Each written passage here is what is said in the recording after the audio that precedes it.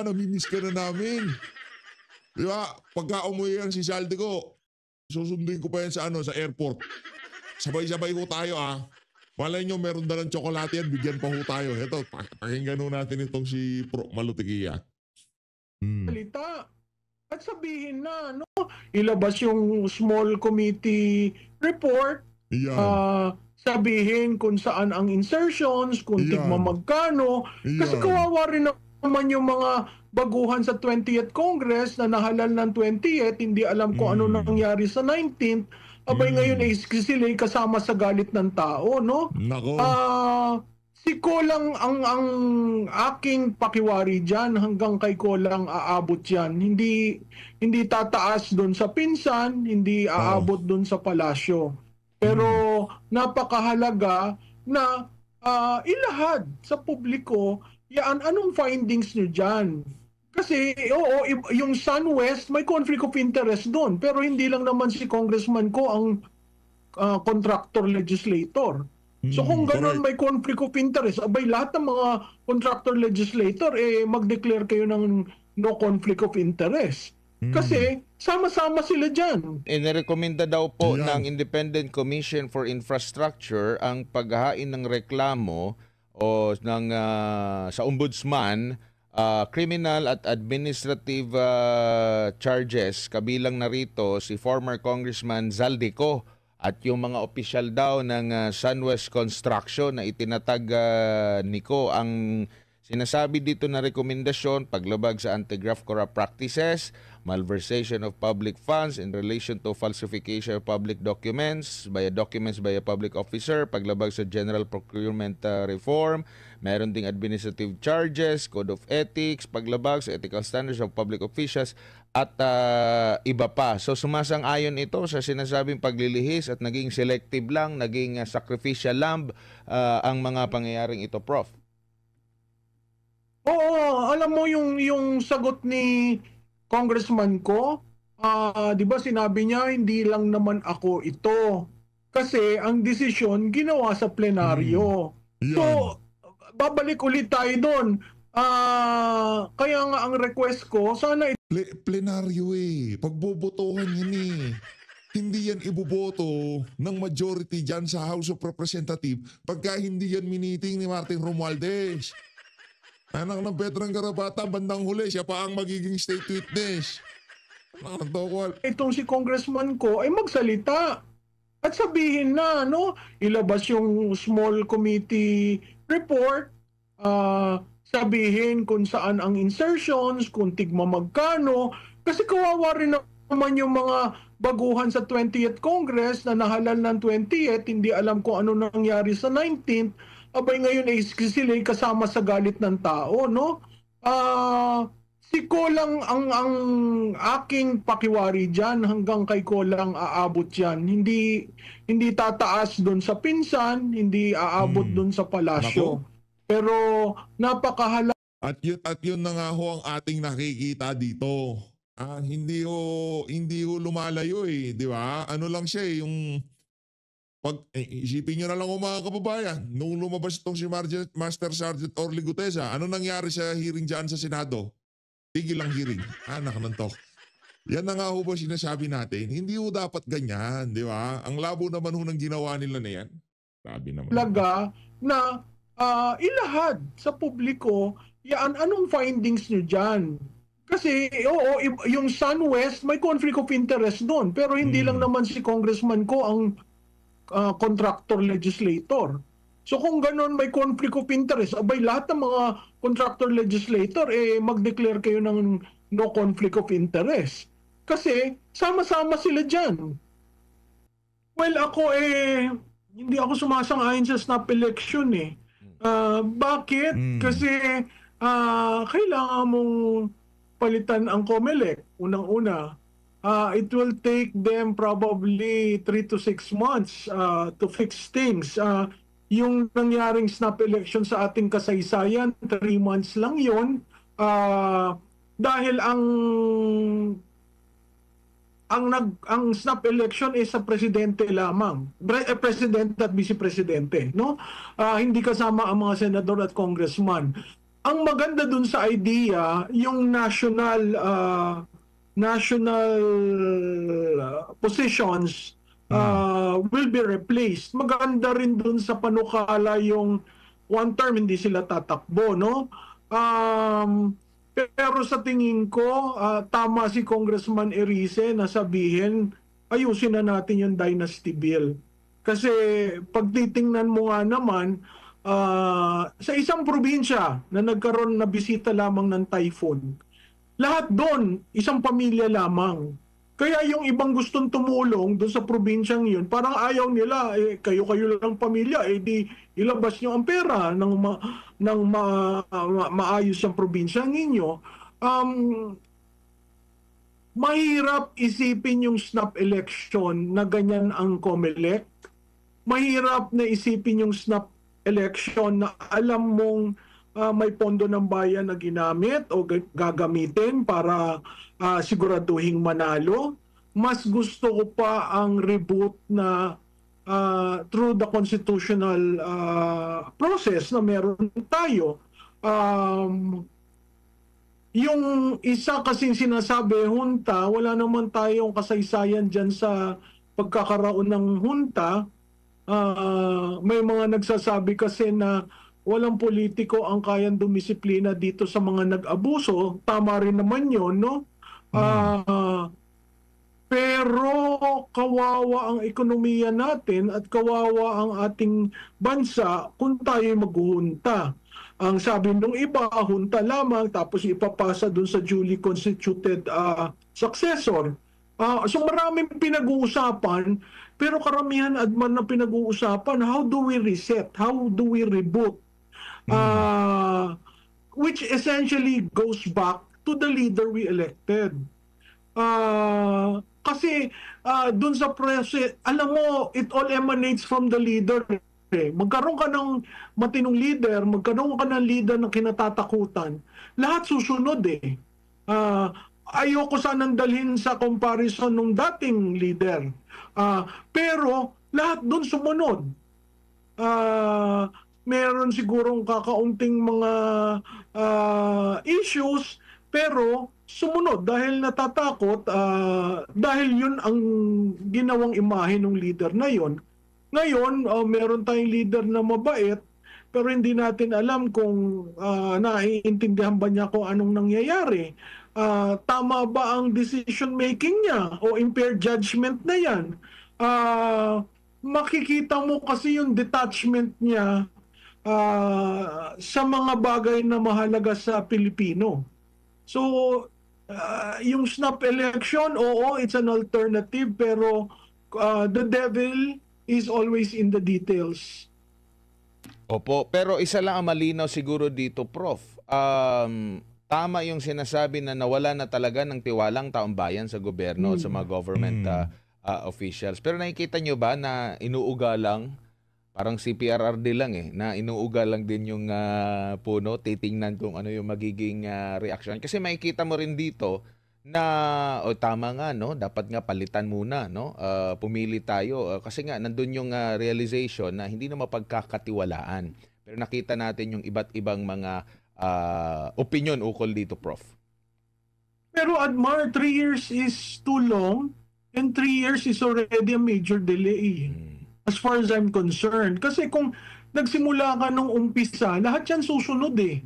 Pero kung 3 years na pabanjing-banjing ka, at kung ano-ano mga ginagawa mo, at the same time, you cannot call your cousin to, behave, no?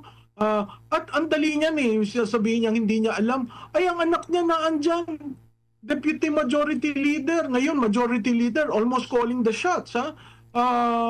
So, nalalaman niya yan, nagtatanong ang anak niya, ang anak naman niya susunod sa kanya, no? Correct. So, really, our problem is just one person.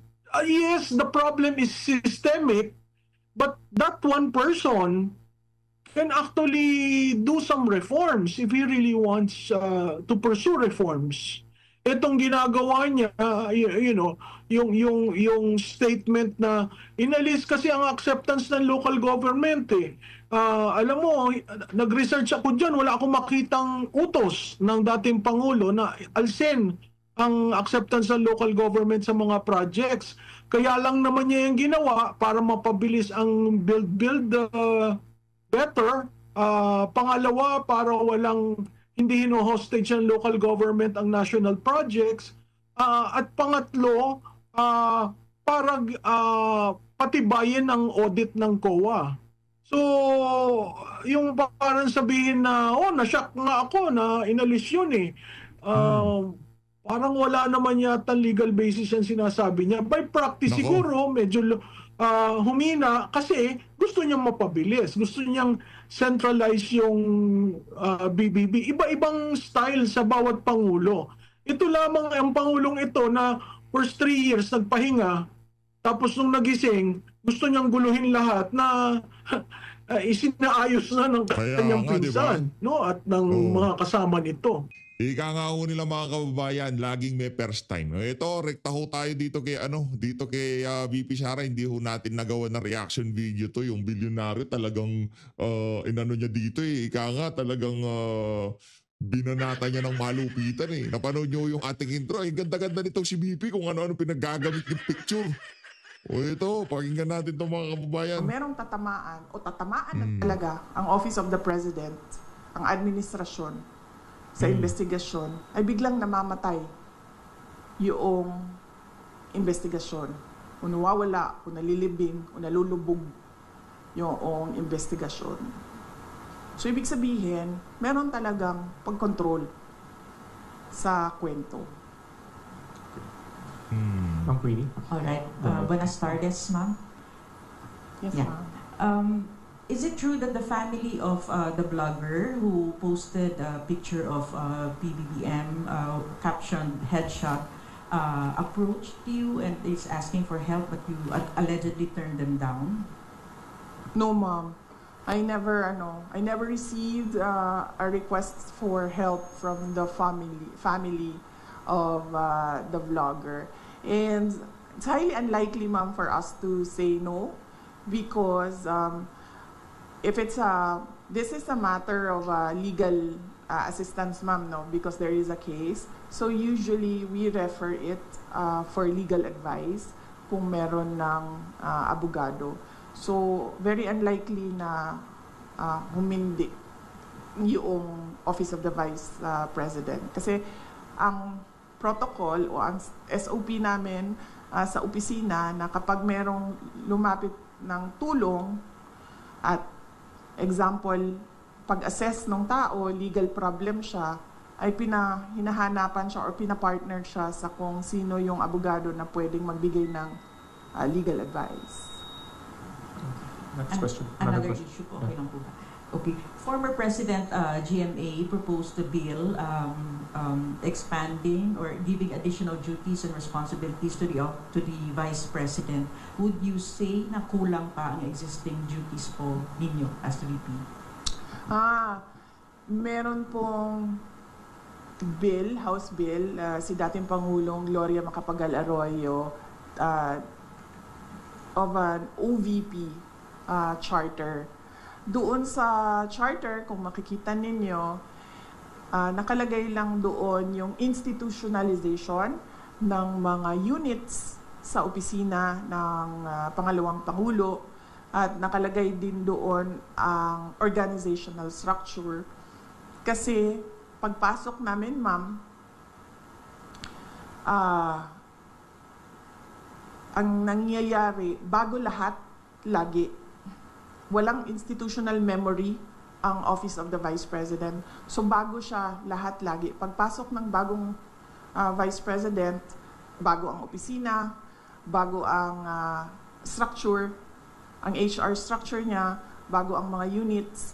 So ang ginawa namin, ma'am, para merong continuity sa lahat ng mga Vice Presidents ay ginawa namin ng charter.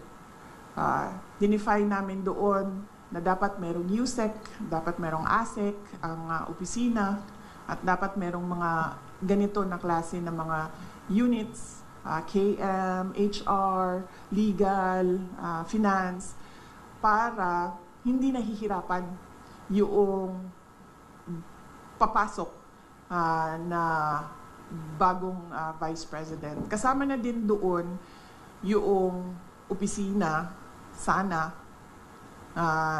permanent office, para hindi rin lumilipat kung saan-saan yung opisina ng Vice President.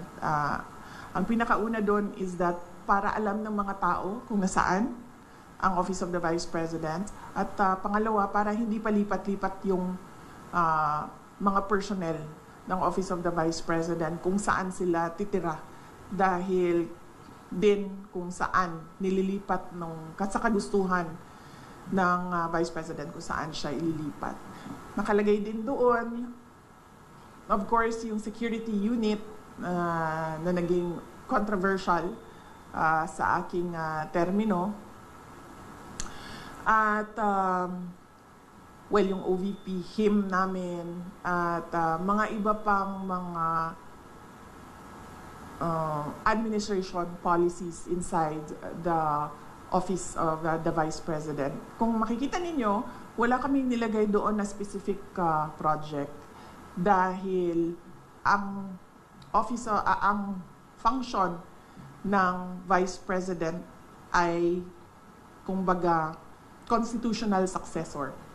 Yun lang ang only function ng Office of the ng Vice President. Pero sa atin, traditionally, ang Office of the Vice President ay binibigyan ng budget for the Vice President to decide on what his or her projects are, and then they can implement projects to complement the services of the other national government agencies. So on that note, hindi namin nilagay yun, ma'am. Kasi baka naisip ko, merong Vice President na papasok na wala siyang project, wala siyang gustong gawin, kundi maging constitutional successor lang. So ibig sabihin, mag-aantay lang siya na mawala yung presidente.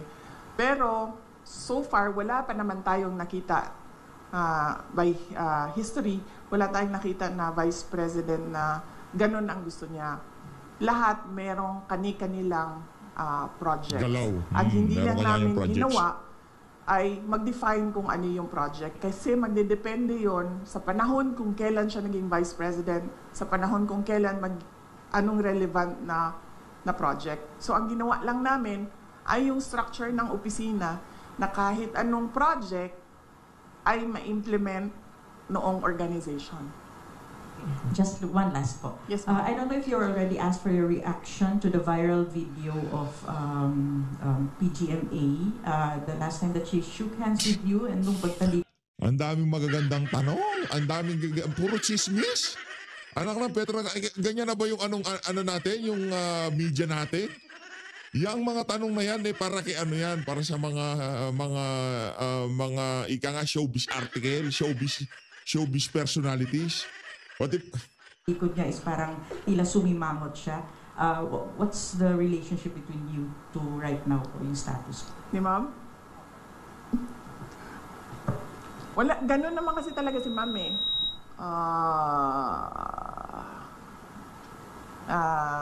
Hindi lang sa akin. Nakita ko na rin siya, ganyan siya sa ibang tao. It's nothing personal.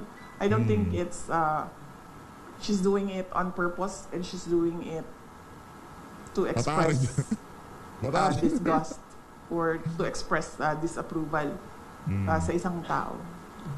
It's not the first time she's done that. We have Miss Camille Samonte again. Huwag kasi kayo masyadong balat sibuyas, kayo mga, mas nasaktan pa kayo kay VP, anak ng toka. Huwag ganyan, ang ano nyo, ang hihiling nyo sa chismis. Then last two questions. Ang bira, oh. Ma'am, just want to get your reaction kasi po dun sa House, binawasan po nila yung OVP budget.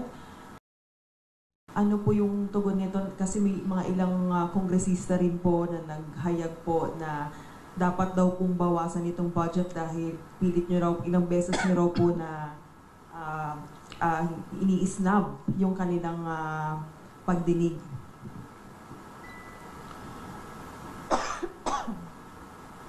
Isang beses lang ako hindi pumunta. Sa plenary, 2 beses. Sa plenary, 2 beses ako hindi pumunta sa kanila. But beyond that, as early as August, I think August 15, nung tinanong na ako kung ano yung expectations ko sa budget hearings, sinabi ko na ang expectation namin ay bawasan nila ang budget of the office of the Vice President. Dahil sinabi ko at that time, it's the same administration, it's the same Speaker of the House of Representatives, and it's the same set of characters. So on that point, tama nga ako sa sinabi ko noong August. Hindi man siya Last nakakagulat. Hindi na ako nagugulat sa House of Representatives.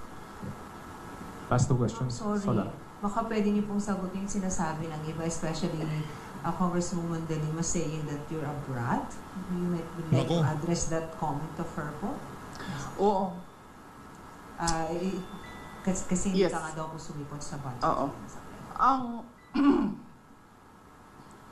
Ang administration, and that is led by Malacanang Palas, ang Makabayan, ang Akbayan, ang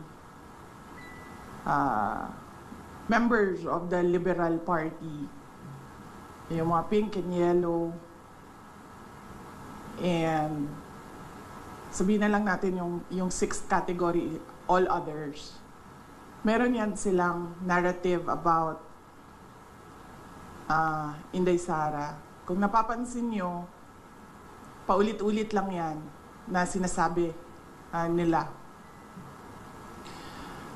Kung ano yung, at pansinin nyo din, kung ano yung lumalabas sa bibig ng Malacanang Palas, susunod yung kanilang online service providers sa news. Yan. Whether it be fake news, bloggers, totoong news, or trolling, pare-pareho yung narrative nila.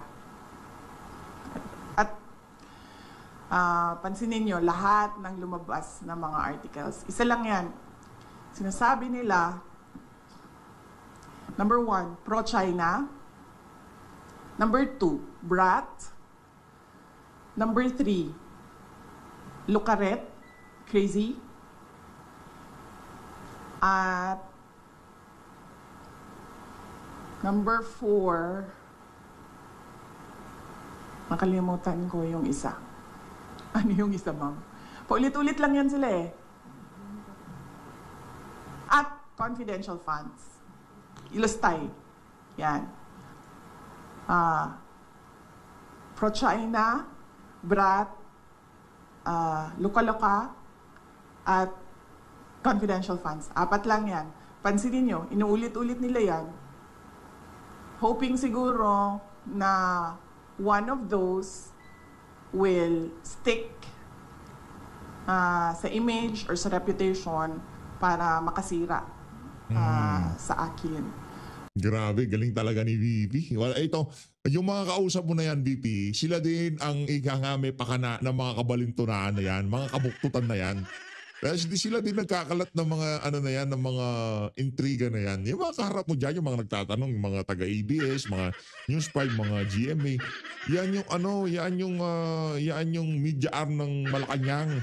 Kung anong naratibo ni Auntie Claire, yun lang ang gagawin ng mga yan. Kasi galit nga rin sila sa mga Duterte.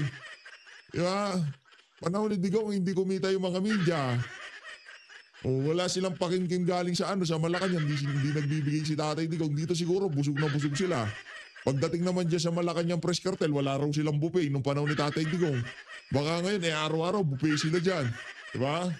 So, hindi ako nagtataka na magsasabi ng ganyan si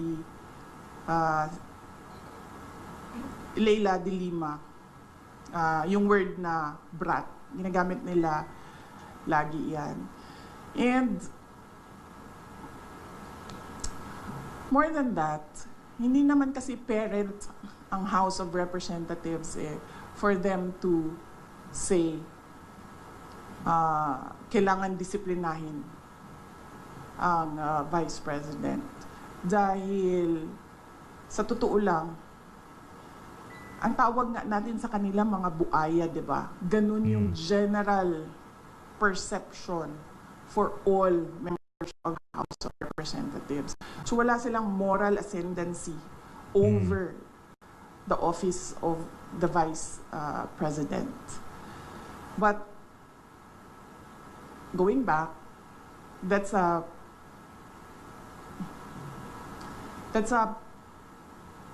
messaging narrative of anti-Duterte. No, not anti-Duterte. Anti-Sara Duterte. Messaging narrative nila. Nasa message board yan nila sa mga anti-Sara Duterte. Yan, paulit-ulit yan sila. Pro-China, luka-luka, confidential funds, at brat. Ang problema kasi sa messaging nila, hindi ko na lang sabihin kasi baka matuto sila sa akin, ma'am. Ayoko, ma'am, pag sinabi ko, then matuto sila, and then makaisip sila ng bago. Wag na. Last question. It's a narrative by anti-Sara Duterte groups. Ma'am, si Speaker Ramon, former Speaker Romualdez appeared before the ICI today at sabi po niya na he's happy to be invited daw at willing naman daw po siya mag-share ng kanyang mga nalaman tungkol sa budget process at information on insertions. Your thoughts on this po? Wala na, hindi ko na siya iniisip, ma'am.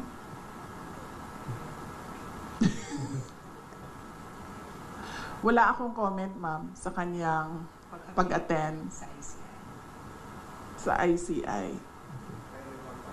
Or do you believe in the integrity of the ICI?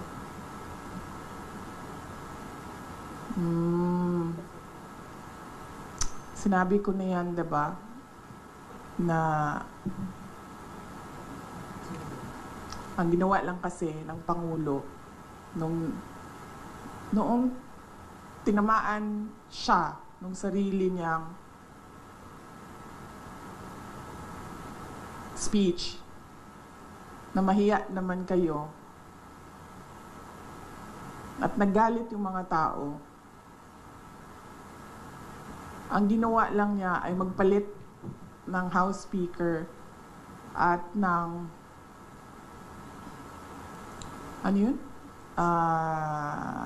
President ng Senate at gumawa ng ICI. Pero hanggang ngayon, wala pa rin nananagot. Wala pa rin. Para bang ako dapat ang imbestigahan, ako din ang gumawa kung sino ang mag-iimbestiga sa akin. So on the question of integrity, definitely,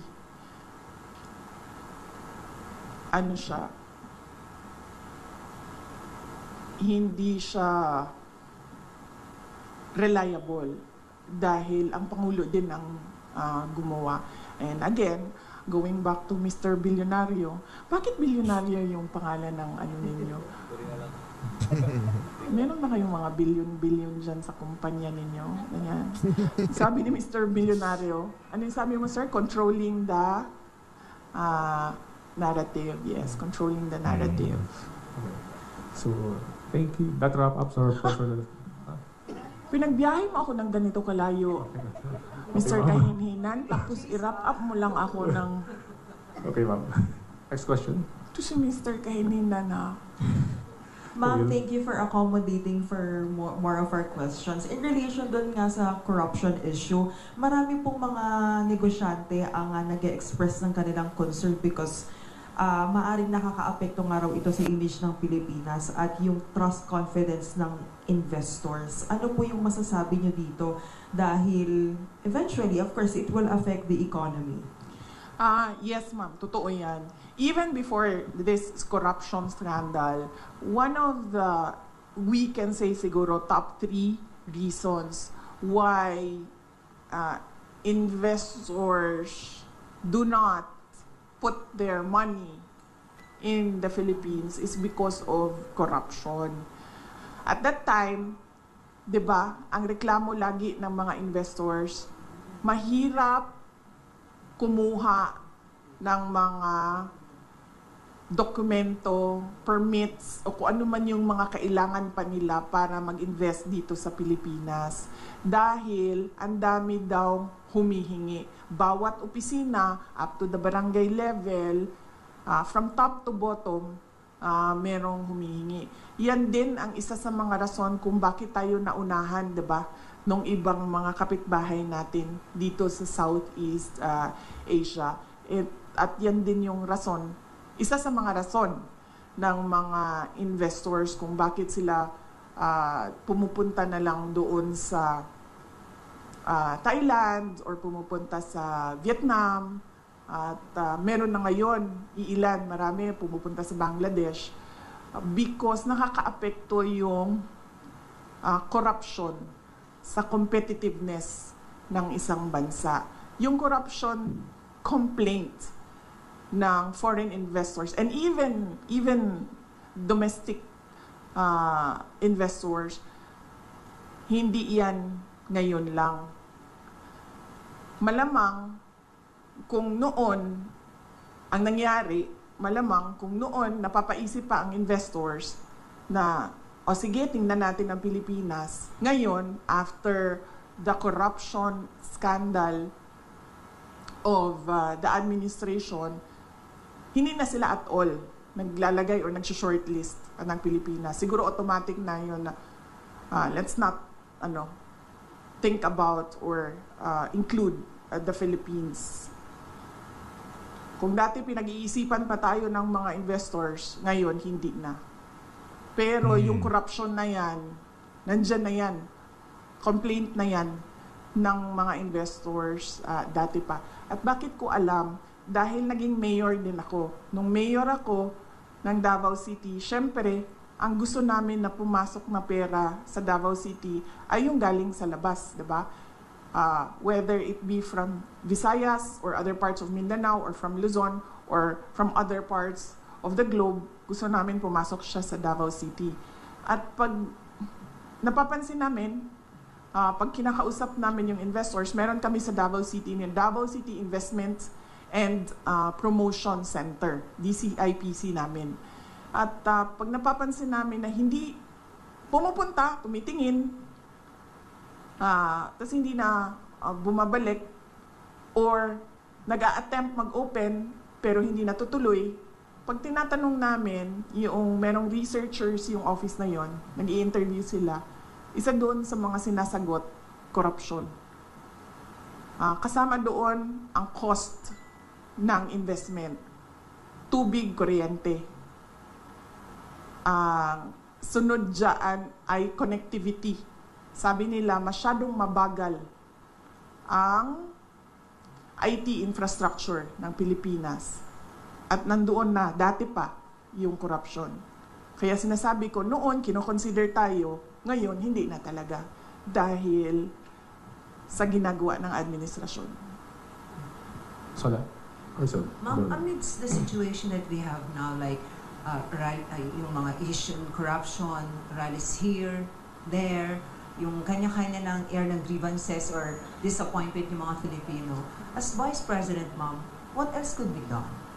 I mean, there's ICI, and ang dami na nagrarally. Ano bang pwede pang gawin, ma'am? Alam mo, ma'am, as Vice President, Vice, akala ko Vice President. As Vice President, sa amin, ma'am, well, we talk about it, ma'am, because lahat naman tayo merong constitutionally protected freedom of speech and expression. And we talk about it because that is the essence of democracy. Walang good governance, walang demokrasya kung hindi nakakapagsalita ang mga tao kung ano yung katotohanan na nakikita ng sarili nilang mata. In the hope na yung gobyerno makikinig. Kasi ganun dapat yun, di ba? May feedback ka dapat sa mga ginagawa mo.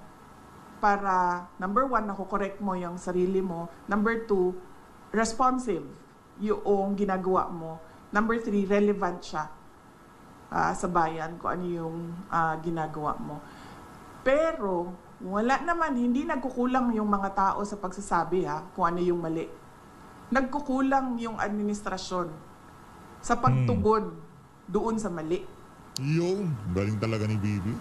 Solid. Mr. Bilyonaryo, sino may-ari ng bilyonaryong hindi mo rin alam? Kasi nagtataka talaga ako of all the names. No? Business is the Bilyonaryo. Business. Ano yun? Pampaswerte? Kasi may swerte sa pangalan. Ano? Finungsoy yung pangalan ninyo. Okay. Any more questions? Ma'am, ikaw ma'am, wala kang tanong sa akin ma'am. Ang layo ng biyahe namin, lahat niyan nilaba, tapos wala kang tanong sa amin. Ma'am, wait. Magtanong ka ma'am. Miss Queenie, Senior, ABS-CBN. Yan ma'am, gising pa yan siya ng maaga ma'am para tumayo dyan sa tabi. Pagtrabahuin mo yan siya ma'am. Yes, ma'am. You mentioned earlier na narrative po ng mga anti-Sara Duterte, yung that you're pro-China. But what exactly, ma'am, is your stand on this continuing harassment by Chinese Coast Guard against our, Philippine vessels within Philippine territory? Yes, ma'am. My stand is, meron tayong arbitral award. Meron, nanalo na tayo doon. That is clear. Nakita yan ng buong mundo. And we need to assert that through diplomatic channels. Uupo. Because the harassment in the West Philippine Sea, it does not comprise the entire relationship natin sa China. Meron naman tayong problema sa iba't ibang bansa, mami. Hindi lang sa China. Pero ang ginagawa natin ay dinadaan natin sa Department of Foreign Affairs. Umuupo yan sila doon, pinag-uusapan nila yan doon. So, yan yung karapat-dapat na gawin ng isang gobyerno kapag meron silang problema sa ibang bansa. Hindi lang sa China. It has to go through the diplomatic channels. Pinag-uusapan yan. Hindi yan pinaglalabanan doon sa dagat. Do you think, ma'am, your father during his term as president was able to do this, talagang panindigan yung arbitral ruling na meron ng Pilipinas against China? Hindi ko alam, ma'am, kung ano ang records ng Department of Foreign Affairs at the time of the term of President Rodrigo Duterte from 2016 to 2022. There should be some sort of records there kung ano na ang nagawa ng DFA para umupo with the People's Republic of China with regard to this arbitral award. But more than asking about kung ano ang ginawa ni dating Pangulong Rodrigo Duterte is asking kung ano ang ginawa ng present administration about that arbitral award. And pushing for that decision. Ma'am, there's a polling question here from one of the members of the OVP media. Kay Red Mendoza ng Times. Ma'am, your comment daw po sa pagbansag na pakawala niyo daw si Congressman Kiko Barsaga of Cavite. Nako. Especially with his antics last weekend. Hindi ko... Okay, number one, kilala ko si Congressman Kiko Barzaga of the campaign in Cavite in 2022 dahil unit team siya. Ang pagkakaalam ko, ang mga magulang niya, hindi sila for the unit team. Ang maalala ko, yung mga magulang niya, Sara only. Pero si Congressman Kiko Barsaga was for the unit team. Hindi ko alam kung nagkausap man kami from that time na nagkita kami sa kampanya hanggang ngayon, kung meron man, pero ang huling maalala ko na nagkausap kami is doon sa rally ng unit team sa kanila, sa Dasmariñas, Cavite. Hindi ko pakawala si Kiko Barsaga. Sa tingin niyo ba, sa personality ni Congressman Kiko Barsaga, isa siyang tao na ma-handle ng kahit sino man? Diba? Nakikita niyo naman yung kanyang independence sa pag-iisip eh. Nakikita niyo din yung kanyang lakas ng loob. Nakikita niyo din yung prinsipyo niya. Ang example ko na lang dito ay, unang-una, yung mga magulang niya, hindi unit team yun ha. Si Kiko Barsaga unit team. Hindi yan nakikinig sa mga magulang niya, ibig sabihin. Diba? So bakit yan makikinig kay Sara Duterte? So no, I do not control Congressman Kiko Barsaga. He is his own person, he has his own principles, and he has his own free will. And there is nothing wrong at all with what he is doing because, as I said, tayong lahat, we are covered by the freedom of speech and expression. Unfortunately, meron tayong administrasyon na hindi nila matanggap na meron talagang mga tao na number one, hindi natatakot, at number two, hindi nabibili ng pera. Anyone? Sir? Roel Barreño po, Philippine Star, ma'am. Maayong hapon. Maayong hapon, sir. May ikakalakas pa rin po ba yung lindol sa Pilipinas kesa doon sa lindol sa nangyaring skandalo ng corruption, ma'am? Huwag naman sana, sir. Huwag na. Pinagdadasal natin sa Diyos na wala nang mangyayari na malalakas na lindol sa Pilipinas. And syempre, pinagdadasal natin sa Diyos na makinig ang administrasyon na gawan nila ng solusyon ang korupsyon sa Pilipinas. Arso. Let's give chance to others wala. Baka meron pang ibang sunod. Yes, ma'am. Yes, magandang hapon. Finally. Vice President. Ma'am, I would just want to ask, with the alleged destabilization and then yung rally natin, ma'am, left and right, Luzon, Visayas, Mindanao, ang mga lumabas, ma'am, mga young ones, makikita natin mga estudyante. Ma'am, sa tingin nyo, ma'am, with what is happening now, magpapatuloy pa to, ma'am? Alam mo, ma'am, yung destabilization, nanggagaling lang naman yan sa administrasyon eh. Wala namang destabilization na nangyayari eh. Nagsasalita lang yung mga tao. At nai-insecure lang o natatakot lang yung administration sa lakas ng boses ng mga tao. Pero sa totoo lang, ma'am, walang nagpaplano ng destabilisasyon. Normal ang pagpapahayag ng isang tao sa kanyang nararamdaman. Ang pansin ko yung destabilization na word, na salita, nanggagaling siya lagi sa administrasyon. Kasi nai-insecure sila at natatakot sila. Kasi lumalakas yung boses ng mga tao. Ayoko na magsalita, ma'am, kasi baka matuto na naman sila sa akin, ma'am. Tapos pag natuto sila sa akin, di ba? Meron ba tayong ginagawang destabilisasyon? Meron bang mga tao na nagmi-meeting na nagsasabi na Makabayan, yes. Number 1. Yan talaga ang vision ng Makabayan. Pabagsakin ng gobyerno kasi gusto nila mag-take over.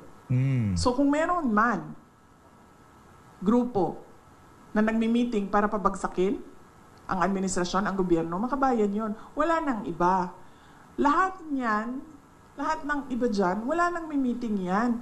Nagpapahayag yan sila ng nararamdaman nila ng galit sa pangyayari. Wala yan silang sinasabing iba na oust or ano bang tawag dyan, paggawa ng masama sa presidente o panggulo sa gobyerno. Wala. Nagsasalita lang yan. Lahat ng mga tao ng kanilang, nagsasabi lang sila sa galit nila. Tayo pala. Kasama na ako dun, ma'am.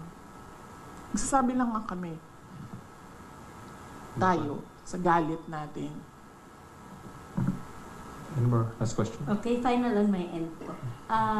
Vice President, ang init ngayon ng flood control din. Kung halos Luzon, Visayas, and Mindanao din gusto nilang ipa-check, no? Sa tingin nyo, aside from the flood control, ano pa ang mga dapat sigurong tingnan o i-check aside from these flood controls? Thank you. Yung una nang sinabi ko, ma'am, no, yung listahan na ginawa nila para sa Department of Education, where di yun natingnan kung sino yung mga sinulat ni Martin Romualdez na mga congressman na makakatanggap sa School Building Program Fund. Pangalawa, flood control, yan, laging may corruption dyan. Farm to market roads, laging may corruption dyan.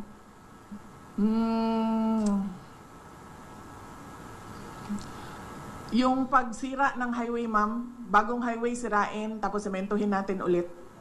Anong tawag dun sa ganun? Road repairs. Road repairs?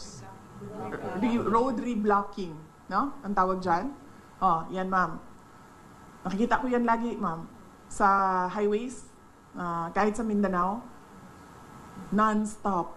Every year. Ayos, sirain, ayusin, sirain. Yan.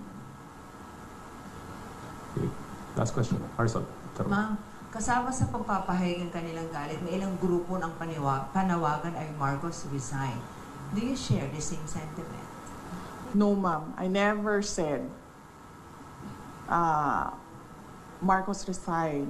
Ang sinabi ko, ma'am, unang-una, magpa-drug test siya. May challenge na siya galing kay Attorney Vic Rodriguez. And that is a hanging open challenge na hanggang ngayon ayaw niyang gawin.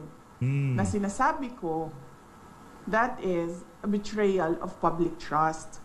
Because when you are president or vice president, you consecrate yourself to the service of the nation. Ibig sabihin nun, ibibigay mo na yung sarili mo sa bayan.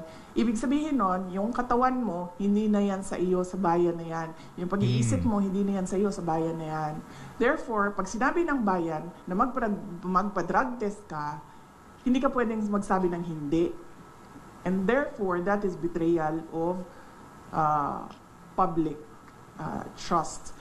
Pangalawa, yung pagpirma niya ng kaduda-duda na budget. That is a culpable violation of the Constitution. Yan ang sinasabi ko, nasagutin niya, na hindi niya sinasagot. Ang ginagawa nila, Naghahanap sila ng mga tao na aatakihin nila para nakakalimutan yung tanong sa kapasidad ng Pangulo na maging leader. So hindi niyo rin supportado, ma'am, yung panawagan ng ilang grupo na Marcos Never resign? ask him to resign. That is a pointless call, Hindi magre-resign yan. Nakita niyo ba yung tatay? Ilang taon yun? 20 years. Ilang years yung senior? 20. 20 years? Yeah. Oh.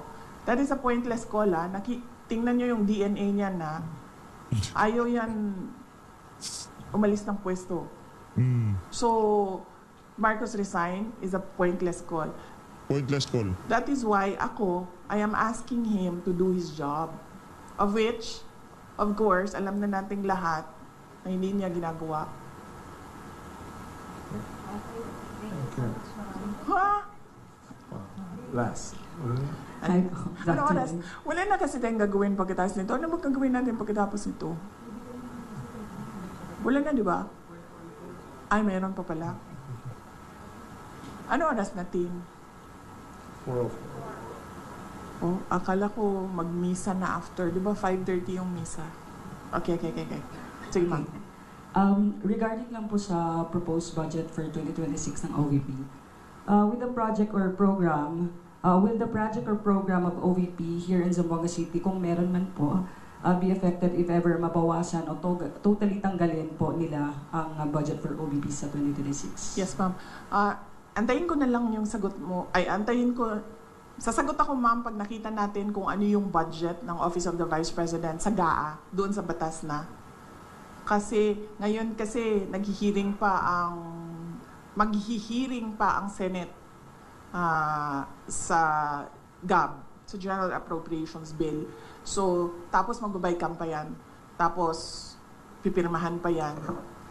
So, hindi natin alam kung ano talaga yung totoong budget ng Office of the Vice President kung hindi natin nakikita yung GAA. Pero since expected po, parang na-expect nyo na talagang babawasan nila yung budget for OVP po, ano yung mga nakikita nyong possibilities if ever po? Merong posibilidad na wala talagang project at merong posibilidad na kung ano yung nandyan ngayon, bawas na yan galing sa kung ano yung kalakihan ng beneficiaries from 2024.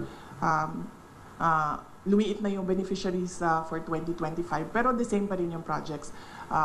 OVP Satellite Offices, Disaster Operations Center, libreng sakay, pagbabago, A Million Learners and Trees Campaign,